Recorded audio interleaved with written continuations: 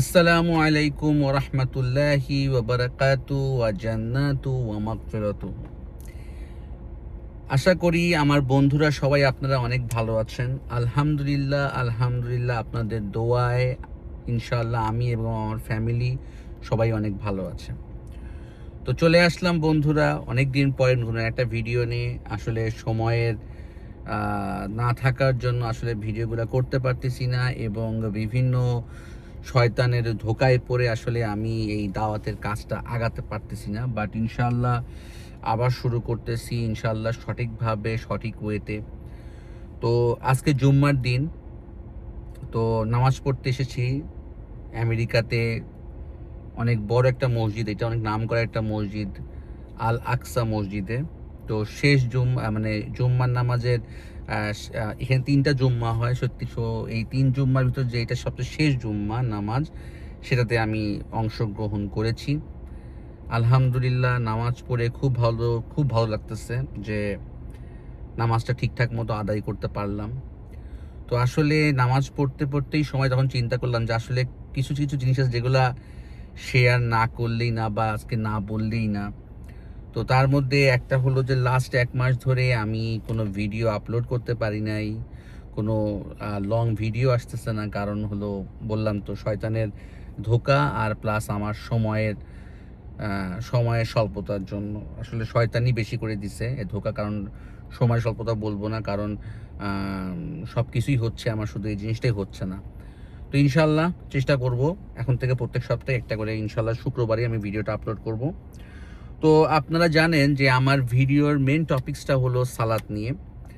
তো আজকে জুম্মার নামাজ নিয়ে আমি কিছু কথা বলবো। আসলে প্রথম 2 মিনিট আসলে আমার ইন্ট্রোডাকশন বা আমি কেন আসতে পারিনি তা বলতে বলতে সময় চলে গেল। এগুলো জিনিস সাইডে রাখি, এখন আসি আসল কথা। সেটা হলো যে নামাজ, জুম্মার নামাজ জুম্মার দিন খুবই ইম্পর্টেন্ট। জুম্মার নামাজটা এমন একটা নামাজ যে নামাজটা আসলে বিশেষ করে যারা নামাজ পড়তেছে না বা যারা নামাজ পড়ে তাদের উভয়ের জন্য, মুসলমানদের জন্যই জুম্মাকে একটা সাপ্তাহিক ঈদ বলা হয়েছে। তো আর জুম্মার নামাজ যে বিষয়টা হলো যে যদি আপনি এক জুম্মার নামাজ আদায় করতে পারেন সঠিক ওয়েতে, তো নেক্সট মানে আপনার পিছনের 7 দিনের এই 7 দিনে যে হলো পাপ বা যে এইটা গুনাহ হয়েছে সেটা আল্লাহ পাক মাফ করে দেয়। তো অনেক বরকতময় 7 দিনের গুনাহ মাফ। মানে আপনি যদি প্রত্যেকটা জুম্মা যদি নামাজটা পড়তে পারেন তাহলে প্রত্যেকটা 7 দিনের যে অন্যায় বা যে যদি কোনো দোষ বা যদি গুনাহ থাকে তাহলে সেটা আল্লাহ পাক মাফ করে দেয়। তো এটা অনেক বড় একটা ইম্পর্টেন্ট বিষয়। আবার এটাও জানেন যে জুম্মার দিনটা এতটা বেশি ইম্পর্টেন্ট যে অনেক বড় বড় ইসলামী যে যুদ্ধগুলো সেগুলো ওই শুক্রবারই কিন্তু হয়েছে। আবার আমাদের কেয়ামত, মানে আল্লাহ পাক যখন কেয়ামত দিবে সেই কেয়ামতটাও কিন্তু আমাদের এই শুক্রবারেই হবে। তো আসলে শুক্রবারের টা মানে শুক্রবারটা খুবই ইম্পর্টেন্ট। তো শুক্রবার নিয়ে আসলে কিছু কথা বলবো। সেটা হলো যে নামাজ। আমরা জানি অনেকে নামাজ পড়তে আসে শেষে এবং সবার আগে চলে যায়। আসলে এভাবে নামাজটা না পড়াই বেটার। আমার যদি কোনো বন্ধু নামাজ আসলে পড়তে পারতেছে না বা নামাজের হেদায়েতটা আল্লাহ পাক আসতেছে না, তার কাছে আসতেছে না, তো তাদেরকে আমি একটা কথা বলতে পারবো। সেটা হলো তোমরা জুম্মার নামাজটা প্রতি জুম্মায় নামাজ পড়ার চেষ্টা করবে এবং নামাজটা শুধু নামাজ না, খুতবাটাও শুনতে হবে। নামাজে শুরু হওয়ার আধা ঘন্টা আগে আসো। এবং এখানে অনেক ফজিলত আছে। ধরো যে তুমি সকালবেলা ঘুম থেকে উঠলা, খাওয়া দাওয়া করলা, দেন গোসল করলা, গোসল করে জুম্মার নামাজের জন্য যখন তুমি রওনা দিবা, প্রত্যেকটা স্টেপে স্টেপে 1 বছরের ইবাদতের যে সোয়াবটা সেটা কিন্তু পাওয়া যায়। এটা গেল 1 নম্বর। দেন এসে তুমি বসলা নামাজ পড়তে, দেন হুজুরের মনে করো খুতবা শুনলা, খুতবা শুনে সুন্দরভাবে নামাজ পড়লা, হুজুর ফরজ নামাজটা পড়ালো, দেন তুমি মনে করো তোমার যে সুন্নত নামাজটা তুমি পড়লা, দেন আল্লাহর কাছে তুমি চাইলা। তো জুম্মার নামাজে বা জুম্মার দিনে একটা সময় আছে যে সময়টা আসলে খুবই ইম্পর্টেন্ট। এই সময়টা এতটাই বেশি ইম্পর্টেন্ট আসলে সেটা না বললেই না। সেটা হলো আসরের নামাজ শেষ করা থেকে শুরু করে মাগরিব নামাজ শুরু হওয়ার পর্যন্ত এই সময়টা এতটাই গুরুত্বপূর্ণ। এই সময়টা আসলে তুমি যদি আল্লাহর কাছে যাই চাও, হতে পারে তোমার সব কিছুই দোয়া আল্লাহ পাক কবুল করে নেয়। তো আসলে আল্লাহ মহান, আল্লাহর কাছে আমাদেরকে ক্ষমা চাইতে হবে। আসলে আল্লাহর রহমত, আল্লাহর এই আমাদের জন্য যত সব মানে নিয়ামত আল্লাহ পাক আমাদেরকে দিছে, এই নিয়ামতগুলো আসলে এটা হেলা ফেলার জিনিস না। আল্লাহকে আসলে আল্লাহর শুকরিয়া করে আমাদের শুকরিয়া করেও আমরা শেষ করতে পারবো না। তো আল্লাহর অশেষ রহমত, ইনশাল্লাহ আমি জুম্মার নামাজ পড়তেছি, আশা করব তোমরাও জুম্মার নামাজটা পড়বা। জুম্মার নামাজের একটা সূরা আছে, সূরা কাহাফ, জুম্মার দিনে এই সূরাটাও পড়লে অনেক অনেক সওয়াব পাওয়া যায়। তো যারা বন্ধুরা যারা বন্ধুরা যারা নামাজ পড়তে পারতেছে না বা নামাজের মন আসতেছে না বা নামাজটা হচ্ছে না, তাদের জন্য আমি বলবো যে তোমরা শুক্রবার নামাজটা শুরু করো এবং প্রতিদিনের একটা নামাজ দিয়ে স্টার্ট করো। দেখো আল্লাহ তোমাদেরকে হেদায়েত দিবে এবং তুমি খুব সুন্দরভাবে খুব ভালোভাবে তোমাদের নামাজটা তোমরা পড়ে ফেলতে পারবা। তো আমি ভিডিওটা বেশি লং করব না আসলে, বেশি লং করতে চাচ্ছি না, কারণ আসলে আমার এরকম বকবকি কারো পছন্দ হচ্ছে না।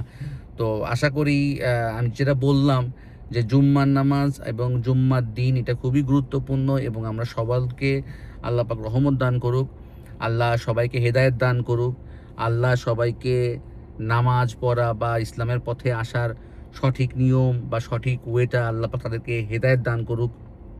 আল্লাহ সকলের মনের আশা পূরণ করুক, আল্লাহ সকলের চাওয়া আশা পূরণ করুক, আল্লাহ সকলের যে গুনাহ মাফ করুক এবং সবচেয়ে ইম্পর্টেন্ট জিনিস আমরা তো তাও মুখ দিয়ে বলতে পারতেছি আমাদের যে পাপের জন্য আল্লাহর কাছে ক্ষমা চাইতে পারতেছি, কিন্তু অনেকে এমন আছে যারা অলরেডি ইন্তেকাল করেছে এবং যাদের পক্ষে সম্ভব না তাদের নিজের জন্য ঠিক দোয়া করা। তো আশা করব আমরা সবাই যারা আমাদের দাদা দাদি নানি ভাই বোন আব্বা আম্মা যারা ইন্তেকাল করেছেন, যারা আত্মীয় স্বজন ইন্তেকাল করেছেন, তাদের জন্য আমরা ঠিক এই দিনটা দোয়া করব।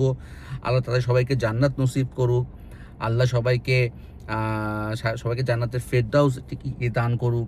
আর একটা সর্বশেষ একটা কথা বলবো যেটা খুবই ইম্পর্টেন্ট, সেটা হলো যে কোনো মুসলিম বা যে কোনো মুসলমান যদি 3 জুম্মা পিট মিস করে তাহলে তার আল্লাহর যে বা মহানবী সাল্লাল্লাহু আলাইহি ওয়াসাল্লামের যে উম্মত সেখান থেকে তার নামটা খারিজ করে দেওয়া হয়।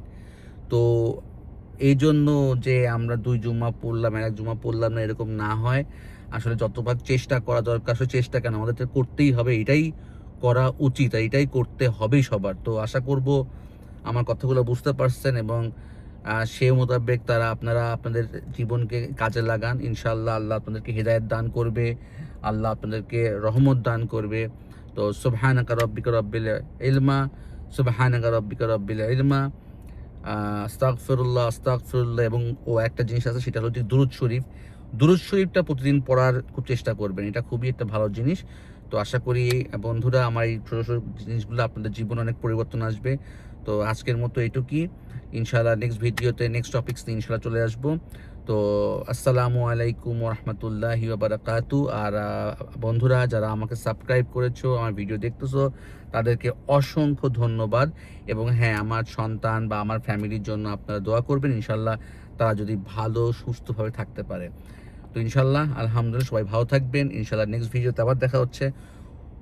অতক্ষণের জন্য আসসালামু আলাইকুম ওয়া রাহমাতুল্লাহি ওয়া বারাকাতু ওয়া জান্নাতু।